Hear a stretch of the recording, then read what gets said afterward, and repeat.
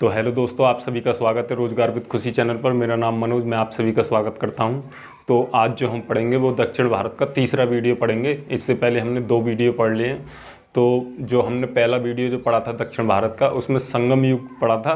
तो संगम युग से जो महत्वपूर्ण क्वेश्चन बनते हैं उनको हमने समझा था। और जो दूसरा वीडियो हमने जो कल प्रोवाइड किया था उसमें जो हमने पढ़ा था वो हमने इस वीडियो के जो फर्स्ट पार्ट था उसमें भौगोलिक स्थिति, किन वंशों जो दक्षिण भारत में 8वीं सदी में जो वंश आते हैं उन वंशों की भौगोलिक स्थिति उसको समझा था। और लगभग 3 वंशों को भी समझा था हमने, जो पल्लव थे और चालुक्य, तो वो समझा था। आज जो हम समझेंगे दोस्तों, तो उससे आगे समझेंगे हम राष्ट्रकूट। तो सबसे पहले राष्ट्रकूट और फिर कल्याणी के चालुक्य वंश और तीसरे नंबर पर समझेंगे हम चोल वंश। तो इनसे जो महत्वपूर्ण क्वेश्चन बनते हैं तो उन्हें पढ़ेंगे। तो जो सबसे पहले तो चोल वंश देख लेते हैं। चोल वंश सबसे महत्वपूर्ण वंश है जिससे क्वेश्चन ज़्यादा पूछे जाते हैं, और इतिहास में भी अगर किसी की जानकारी पूर्णतः मिलती है तो वो चोल वंश की मिलती है। और इन वंशों की काफ़ी कम जानकारी मिलती है जिनसे क्वेश्चन काफ़ी कम बनते हैं, तो इन्हें भी समझेंगे दोस्तों। तो सबसे पहले देखते हैं दोस्तों कल राष्ट्रकूट वंश। तो राष्ट्रकूट वंश देखते हैं दोस्तों। हमने कल भौगोलिक स्थिति में समझा था जो राष्ट्रकूट वंश थे वो लगभग महाराष्ट्र के क्षेत्र में विस्तृत थे। तो जो कल्याणी के चालुक्य और जो नीचे राष्ट्रकूट वंश थे उनको हमने पढ़ा था, और उनसे नीचे जो वंश आते हैं वो आते हैं वातापी के चालुक्य वंश। तो वातापी के चालुक्य वंश को पराजित कर या आक्रमण कर उनको पराजित उसका पतन कर राष्ट्रकूट वंश की स्थापना होती है। तो स्थापना होती है, वो स्थापना कौन करते हैं? तो वो करते हैं दंतिदुर्ग। एक दंतिदुर्ग नामक व्यक्ति होते हैं और वो राष्ट्रकूट वंश की स्थापना करते हैं। तो चलो दोस्तों देखते हैं। तो जो राष्ट्रकूट वंश है उसकी स्थापना कौन करते हैं? तो दंतिदुर्ग नामक एक व्यक्ति करते हैं, और इसकी जो राजधानी थी वो थी मान्यखेत। तो महाराष्ट्र के क्षेत्र में मान्यखेत इसकी राजधानी थी। तो इससे राष्ट्रकूट वंश से इससे जो 2 क्वेश्चन बनते हैं, एक राजधानी और एक संस्थापक से, काफ़ी ऑब्जेक्टिव में पूछा गया है कि जो राष्ट्रकूट के संस्थापक कौन है या राजधानी क्या है। तो इनसे काफ़ी क्वेश्चन पूछे जाते हैं, तो इन्हें याद कर लेंगे। तो इसके संस्थापक कौन है? दंतिदुर्ग। और इसकी जो राजधानी है वो क्या थी? तो वो मान्यखेत थी। अब इसमें प्रमुख शासक देखते हैं। तो प्रमुख शासक में सबसे प्रचलित जो शासक रहे वो रहे कृष्ण प्रथम और दूसरे ध्रुव। और इसके अन्य भी शासक हुए गोविंद, अमोघवर्ष और कृष्ण द्वितीय और कृष्ण तृतीय। और जो कृष्ण प्रथम है उनसे काफ़ी क्वेश्चन पूछे जाते हैं। तो काफ़ी अन्य शासक हैं, लेकिन इन शासकों को याद करना इतना ज़रूरी नहीं होता। लेकिन जिन शासकों से क्वेश्चन बनते हैं उन्हें याद करना बहुत ज़रूरी होता है। तो कृष्ण प्रथम जो हैं उनसे क्वेश्चन बनते हैं तो उन्हें याद भी कर लेंगे। तो कृष्ण प्रथम से एक क्वेश्चन तो यही बनता है कि जो कृष्ण प्रथम ने एलोरा के प्रसिद्ध कैलाश मंदिर का निर्माण करवाया। तो हमने देखा था दोस्तों, एक कैलाश मंदिर का निर्माण पिछली वीडियो में हमने पढ़ा था पल्लवों ने करवाया था। और पल्लवों में किस शासक ने करवाया था? तो नरसिंह वर्मन द्वितीय ने करवाया था। तो वो किस जगह पर करवाया था? तो वो कांची में करवाया था। तो उससे भी काफ़ी क्वेश्चन पूछे जाते हैं। और इससे कैलाश मंदिर के इससे राष्ट्रकूटों ने जो करवाया था इससे भी काफ़ी क्वेश्चन पूछे जाते हैं। तो इससे क्वेश्चन पूछे जाते हैं दोस्तों कि ये जो कैलाश मंदिर है ये कहाँ पर है? ये कहाँ पर है? तो ये औरंगाबाद महाराष्ट्र में है। और जो कैलाश मंदिर है इसका निर्माण किस शासक ने करवाया? तो कृष्ण प्रथम ने। और किन वंशों ने करवाया? तो राष्ट्रकूटों ने। और इसके जो मंदिर की खासियत है वो एकाश्म मंदिर है। मतलब एकाश्म मंदिर का मतलब एक ही पत्थर में मंदिर बना हुआ है, एक मंदिर को काट कर मंदिर बनाया गया है, इसकी ये एक खासियत है। तो अब देखते हैं दोस्तों अगला पॉइंट। तो अगला है राष्ट्रकूट और पाल और प्रतिहार के साथ कन्नौज के लिए एक संघर्ष की स्थिति बनी थी। और कन्नौज में एक त्रिपक्षीय संघर्ष हुआ था, और उस त्रिपक्षीय संघर्ष में कौन कौन से वंश शामिल थे? तो पाल और प्रतिहार और राष्ट्रकूट। और राष्ट्रकूटों की तरफ से किसने भाग लिया था? तो वो ध्रुव ने लिया था। सबसे पहले किसने लिया था? तो ध्रुव ने लिया था। जो इस वंश का शासक था ध्रुव, तो उसने भाग लिया था किसकी तरफ से? राष्ट्रकूटों की तरफ से। तो जो कन्नौज में त्रिपक्षीय संघर्ष हुआ था, तो उसमें कौन कौन से वंश थे? तो राष्ट्रकूट और पाल और प्रतिहार। तो पाल हम अगली वीडियो में देखेंगे दोस्तों। तो राष्ट्रकूटों की तरफ से किसने भाग लिया था? तो ध्रुव प्रथम ने लिया था। और इस वंश का जो अंतिम शासक हुआ वो कौन हुआ? तो वो हुआ कृष्ण तृतीय। तो इस वंश का अंतिम शासक कौन हुआ? कृष्ण तृतीय। और इसी के दरबार में कन्नड़ कवि रहते थे। तो इसी के दरबार में कौन? कन्नड़ कवि रहते थे जिन्होंने शांति पुराण की रचना की है। तो किसके दरबार में रहते थे? तो कृष्ण तृतीय के दरबार में रहते थे। और कौन थे वो? कन्नड़ कवि। और किसकी रचना की है उन्होंने? तो शांति पुराण की रचना की है उन्होंने। अब क्या होता है कि जो राष्ट्रकूट हैं, तो उनका शासन जो रहता है वो देखने को मिलता है हमें राष्ट्रकूटों का महाराष्ट्र में। तो उनसे ऊपर जो हमें देखने को मिलता है, हमने कल भौगोलिक स्थिति समझी थी, तो ये थे कल्याणी के चालुक्य। तो कल्याणी के चालुक्य क्या करते हैं कि जो कल्याणी के चालुक्य के जो शासक होते हैं तेलबदुत्य, वो राष्ट्रकूटों पर आक्रमण करते हैं और आक्रमण कर राष्ट्रकूटों को पराजित कर देते हैं। और इस क्षेत्र में क्या करते हैं? तो वो कल्याणी के चालुक्य वंश की एक स्थापना करते हैं।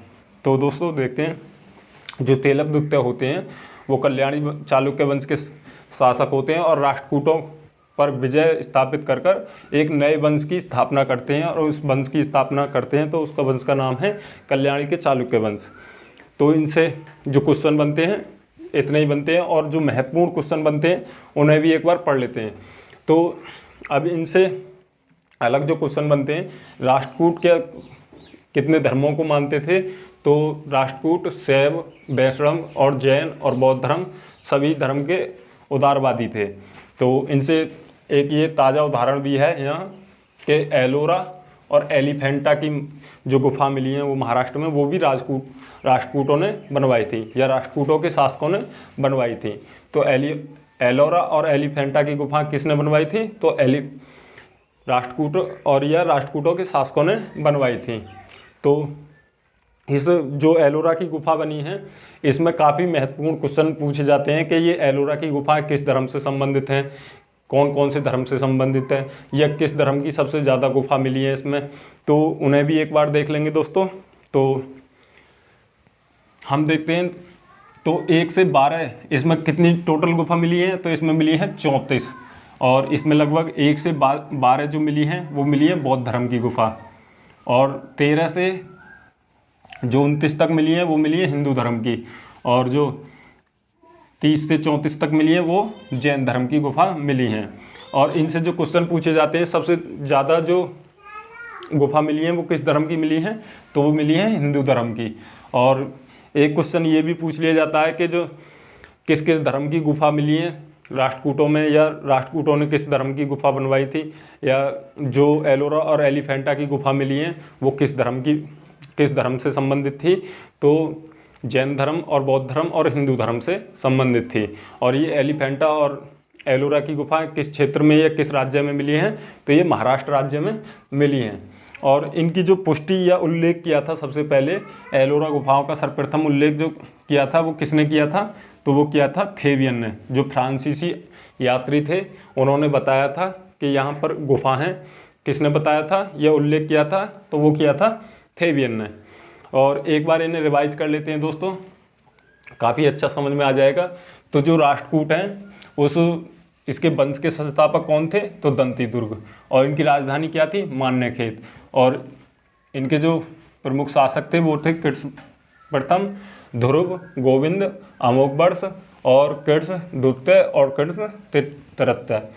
अब इसमें देखते हैं दोस्तों, कृष्ण फर्स्ट जो हैं वो क्या करते हैं? एलोरा में एक प्रसिद्ध कैलाश मंदिर का निर्माण करवाते हैं। और जो कहाँ है? तो वो महाराष्ट्र में है।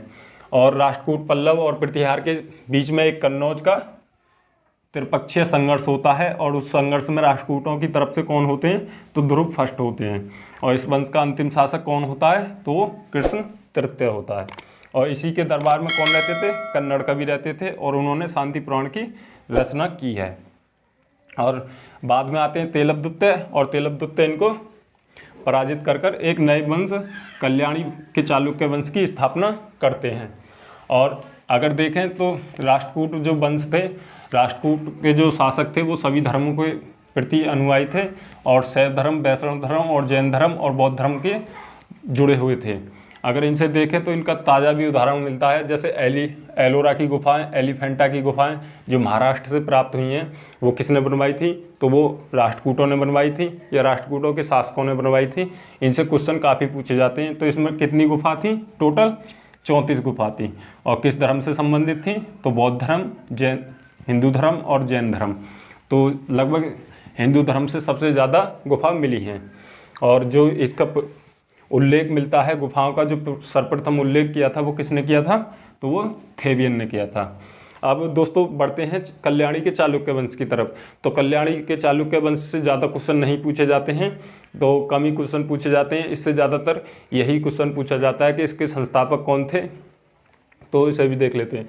तो इसके संस्थापक कौन थे? तो इसके संस्थापक थे तेलबदुत्तय। हमने अभी बताया दोस्तों कि जो राष्ट्रकूट थे, उन राष्ट्रकूटों को पराजित कर कर या आक्रमण कर कर तेलबदुत्तय ने वहाँ पर एक कल्याणी के चालुक्य वंश की स्थापना की और अपनी राजधानी क्या बनाई? तो अपनी राजधानी मान्यखेत को बनाया। लेकिन बाद में क्या हटाकर क्या कर दिया? तो उसको कल्याणी बना दिया, राजधानी को कल्याणी बना दिया। और इस वंश का जो सबसे प्रतापी शासक था वो था विक्रमादित्य षष्ठम। षष्ठम मतलब विक्रमादित्य 6। तो इस वंश का सबसे प्रतापी शासक कौन था? तो विक्रमादित्य 6। और इस जो इसकी इसी के समय मिथाक्षरा हिंदू विधि ग्रंथ की रचना विधिवेता विज्ञानेश्वर ने की थी। तो इसी के समय जो मिथाक्षरा है हिंदू विधि ग्रंथ, उसकी रचना किसने की थी? तो विज्ञानेश्वर ने, इसी के समय। तो इससे एक ये क्वेश्चन पूछ लिया जाता है। तो इससे काफ़ी कम क्वेश्चन पूछे जाते हैं। अब देखते हैं दोस्तों चोल वंश की तरफ। तो चोल वंश जो सबसे ज़्यादा महत्वपूर्ण है और इससे ज़्यादा क्वेश्चन पूछे जाते हैं और इतिहास में भी कुछ ज़्यादा इसके बारे में डिटेल में जानकारी मिली है। लेकिन इनके बारे में और भी अन्य वंश हैं, इनके बारे में इतनी जानकारी नहीं मिलती जितनी जानकारी चोल वंश के बारे में मिलती हैं। तो चोल वंश के बारे में पढ़ते हैं दोस्तों। तो चोल वंश का पुनः जो उद्धार होता है वो कहाँ होता है? तो वो 8वीं सदी में होता है। अगर हम पहले देखें तो पहले संगम युग के दौरान होता है चोल वंश का। तो उसके जो संस्थापक थे वो कौन थे? करिकल। और इस जो 8वीं सदी के संस्थापक हैं वो कौन हैं? तो विजयालय। तो इनमें जो अंतर है वो ये है कि जो संगम युग के जो दौरान चोल वंश का उदय होता है उसके संस्थापक कौन थे? तो वो करिकल थे। और जो 8वीं सदी में आकर चोल वंश का उदय होता है तो उसके संस्थापक कौन थे? तो उसके संस्थापक थे विजयालय। कौन थे? विजयालय। और इनकी जो राजधानी थी वो क्या थी? तो इनकी राजधानी थी तंजौर और तंजावुर। तो हमने कल भौगोलिक स्थिति में देखा था कि जो तमिलनाडु का निचला स्तर था तो उसी क्षेत्र में चोलों का उदय हुआ था और इनकी जो राजधानी थी वो तंजौर या तंजावुर थी। और जो हमने देखा था दोस्तों, तो पल्लवों के पतन के पश्चात जो पल्लव यहाँ थे, तो पल्लव के पतन के पश्चात चोल वंश की स्थापना होती है तो वो कहाँ से होती है? पल्लवों के पतन के पश्चात। तो पल्लवों के पतन के पश्चात तमिल के क्षेत्र में चोल वंश की स्थापना होती है। अब इसमें काफ़ी राजा भी हुए और इन जो राजा हैं महत्वपूर्ण तो उनसे काफ़ी क्वेश्चन पूछे जाते हैं। तो इसमें 2 राजा याद करने हैं दोस्तों। तो एक हैं राजराज प्रथम और दूसरे हैं राजेंद्र प्रथम। तो इनमें अंतर क्रिएट होता है, तो अंतर को भी पढ़ेंगे और याद भी आसानी से करेंगे। तो सबसे पहले चलते हैं दोस्तों राजराज प्रथम। तो इसने क्या किया कि इसने तंजौर में राजराजेश्वर मंदिर का निर्माण करवाया। राजराजेश्वर मंदिर क्या था? जो राजराज प्रथम था शासक था वो शिव धर्म का उपासक था या शैव धर्म का उपासक था। और जो इसने एक निर्माण करवाया, तंजौर में एक मंदिर का निर्माण करवाया, वो क्या था? राजराजेश्वर। और क्या था उस मंदिर? वो शिव मंदिर था। और शिव मंदिर किससे संबंधित था? शैव धर्म से संबंधित था। और राजराज प्रथम ने क्या किया फिर? राजराज प्रथम ने श्रीलंका पर आक्रमण कर वहाँ के शासक महिम पंचम को भागने पर मजबूर कर दिया और श्रीलंका को चोल साम्राज्य में मिला लिया। तो हम देखते हैं दोस्तों, जो ये चोल साम्राज्य था ये तमिलनाडु के निचले स्तर पर देखने को मिलता है। और इसमें अगर देखें हम दोस्तों तो लगभग जो श्रीलंका था, तो श्रीलंका में एक जो शासक थे वो महिम पंचम, तो वो वहाँ के जो राजा थे। और अगर ये फिर आक्रमण करते हैं श्रीलंका पर और आक्रमण कर कर वह महिम पंचम को भागने पर मजबूर कर देते हैं और वहाँ के जो श्रीलंका के अधिकांश भाग पर ये अपना आधिपत्य जमा लेते हैं और जो श्रीलंका में जितना भी अधिकार जमाते हैं वो अपने चोल वंश में मिला लेते हैं और काफ़ी दिनों तक या काफ़ी वर्षों तक इनका अधिकार रहता है। तो इससे दो क्वेश्चन बनते हैं कि इन्होंने श्रीलंका पर आक्रमण किया था तो वहाँ के शासक कौन थे, तो महिम पंचम, और श्रीलंका में चोल साम्राज्य की स्थापना की तो जो महिम पंचम थे वहाँ भागने पर मजबूर कर दिया। और इससे फिर अगला देखते हैं दोस्तों, तो राजेंद्र प्रथम, जिससे काफ़ी क्वेश्चन पूछे जाते हैं। राजेंद्र प्रथम, तो राजेंद्र प्रथम कौन थे, तो इस वंश के सबसे प्रतापी शासक थे और इस वंश को अगर किसी ने साम्राज्य का विस्तार दिया था तो वो किसने दिया था, तो वो राजेंद्र प्रथम ने दिया था। इस साम्राज्य को अगर अधिक विस्तार किया था किसी ने तो वो कौन था, तो वो था राजेंद्र प्रथम। और इस वंश का सबसे प्रतापी राजा भी हुआ और राजेंद्र प्रथम ने, हम देखते हैं दोस्तों चोल वंश का जो विस्तार था वो तमिलनाडु के निचले स्तर पर था, लेकिन जो पाल वंश था वो बंगाल के क्षेत्र में देखने को मिलता है। तो जो पाल वंश था और पाल वंश के जो संस्थापक वो थे, शासक थे वहाँ के महिपाल, तो क्या करते हैं ये राजेंद्र प्रथम, ये वहाँ पर आक्रमण करते हैं और जो वहाँ के वो थे शासक महिपाल, तो उन पर आक्रमण करते हैं। और हमने देखा है दोस्तों जो गंगा नदी है वो पश्चिम बंगाल से होकर बहती है, जब बंगाल से होकर बहती है तो ये वहाँ पर आक्रमण करते हैं और जो गंगा का क्षेत्र होता है उस पर अधिकार कर लेते हैं। और जब अधिकार कर लेते हैं तो वहाँ एक ये उपाधि धारण करते हैं जिसे हम कहते हैं गंगे कोटचोल की उपाधि धारण कर लेते हैं। तो फिर देखते हैं दोस्तों जो राजेंद्र प्रथम होते हैं वो पाल शासक महिपाल को पराजित करके उसने गंगे कोटचोल की उपाधि धारण की तथा गंगे कोटचोलपुरम नामक एक शहर बसाया और फिर बाद में उसी को राजधानी बनाया। तो हम देखते हैं दोस्तों पहले राजधानी थी तंजौर और तंजावुर, लेकिन फिर ये गंगे कोटचोलपुरम एक शहर बसाते हैं और फिर उसी को राजधानी बनाते हैं। गंगे कोटचोलपुरम एक शहर बसाते हैं फिर उसी को राजधानी बनाते हैं और राजधानी बनाने के साथ साथ ही ये एक तालाब भी बनवाते हैं और उस तालाब का जो गंगा का पानी होता है उसी तालाब में रहता है। तो उस तालाब का नाम क्या रखते हैं, तो उस तालाब का नाम रखते हैं चोल गंगम। तो इनसे काफ़ी क्वेश्चन पूछे जाते हैं तो इन्हें याद कर लेंगे दोस्तों। तो अंतिम जो शासक होते हैं इसके कौन होते हैं, तो वो होते हैं राजेंद्र तृतीय। तो इसके जो अंतिम चोल वंश के शासक होते हैं वो होते हैं राजेंद्र तृतीय, जो लगभग ये प्राचीन भारत की लास्ट वीडियो है। एक वीडियो और आएगी और प्राचीन भारत को ख़त्म कर दिया जाएगा। तो इससे प्रशासन से भी कुछ क्वेश्चन पूछे जाते हैं दोस्तों, तो प्रशासन के बारे में भी एक दो पॉइंट देख लेंगे। तो प्रशासन के बारे में एक दो पॉइंट देख लेंगे दोस्तों। तो सबसे पहले तो ये देखेंगे कि एक नटराज की मूर्ति मिली है यहाँ से। तो नटराज की मूर्ति कहाँ से मिली है, तो वो मिली है दक्षिण भारत से और वो चोल वंश से संबंधित है। चोल वंश से मिलती है। तो नटराज की मूर्ति क्या है, तो उसमें क्या दिखाया गया है कि जो शिव हैं उनको नृत्य करते हुए उनकी मूर्ति को दिखाया गया है। और ये धातु की मूर्ति कहाँ से मिली है, तो ये चोल वंश से मिलती है। और इससे अलग एक और क्वेश्चन पूछा जाता है, जो बृहदेश्वर मंदिर है वो भी कहाँ से मिलता है, तो वो भी चोल वंश से मिलता है। और इस मंदिर की खासियत क्या थी, तो इस मंदिर की ये 14 मंजिला मंदिर था और ये एक आयताकार मंदिर था। आयताकार का मतलब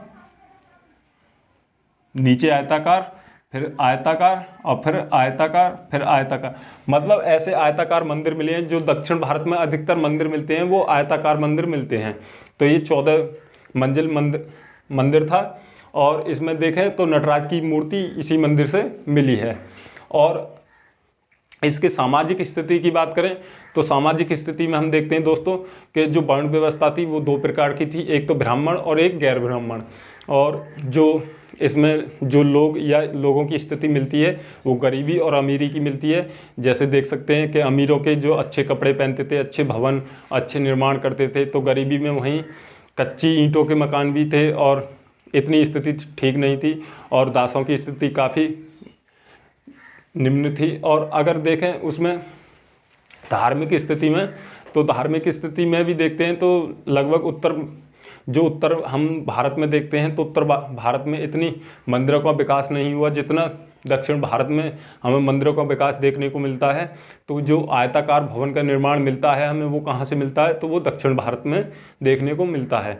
अगर इसकी कला से बात करें दोस्तों, कला से हमने अभी नटराज और बृहदेश्वर मंदिर की बात की है। तो अगर लास्ट पॉइंट बचता है दोस्तों हमारा कि इस जो प्रशासन था वो किस प्रकार था, तो दोस्तों सबसे जो उच्च था वो राजा था और राजा अपने नीचे निम्न अधिकारी जो राजा था वो अपने नीचे निम्न अधिकारी जो खुद ही चुनता था और उन पर अधिकार भी खुद ही देता था और उन्हें हटाने का भी पूरा निर्णय राजा के अधिकार में था। और इनमें देखें दोस्तों तो इसकी जो प्रशासन इकाई थी वो क्या थी, तो हमने शुरू में देखा है मौर्य वंश आया, गुप्त वंश आया, तो हमने उन गुप्त वंश और मौर्य वंश में भी देखा है जो प्रशासन की इकाई थी तो वो उसी प्रकार थी, बस इनका नाम चेंज होता है। तो हम देख लेते हैं दोस्तों, जो चोल वंश में था, तो चोल वंश में क्या था, तो शासन जो साम्राज्य था वो पूरा जो समस्त साम्राज्य था वो क्या था, तो वो राष्ट्रम कहलाता था। मतलब जो समस्त साम्राज्य था वो राष्ट्रम कहलाता था। लेकिन अगर उससे नीचे आते हैं दोस्तों तो उससे नीचे प्रांतों में बटा हुआ था और प्रांतों को क्या कहा जाता था, तो प्रांतों को मंडलम कहा जाता था, प्रांतों को मंडलम कहा जाता था।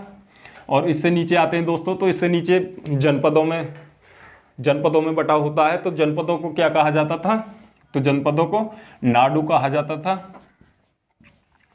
और अगर इससे नीचे आए दोस्तों तो इससे नीचे जो मिलता है, जो सबसे छोटी इकाई होती है किसी भी प्रशासन की, सबसे छोटी इकाई ग्राम होती है। और जो ग्राम था वो, यहाँ ग्राम को क्या कहा जाता था, तो ग्राम को कुर्रम कहा जाता था।